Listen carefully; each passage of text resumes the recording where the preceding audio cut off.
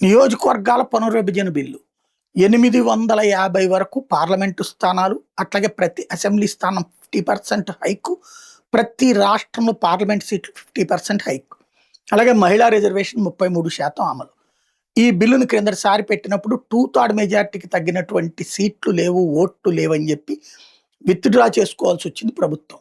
మళ్ళీ ఇప్పుడు ఈ సెషన్లో పెట్టబోతున్నారు. ఇప్పటికే తృణమూల్ కాంగ్రెస్ నుంచి దాదాపుగా 20 మంది ఎంపీలు ఇటు పక్కకు రావడం, రాజ్యసభలో కూడా అటు నవీన్ పట్నాయక్ పార్టీ నుంచి ఇటు నుంచి వీళ్ళు రావడం, ఇప్పుడు కాంగ్రెస్ కూటమిలో ఉన్నటువంటి డిఎంకే బయటకు వచ్చేసి స్వతంత్రంగా వ్యవహరిస్తూ వాళ్ళు కూడా 50% అంటే కనుక మేము రెడీ అని చెప్తుంటాం.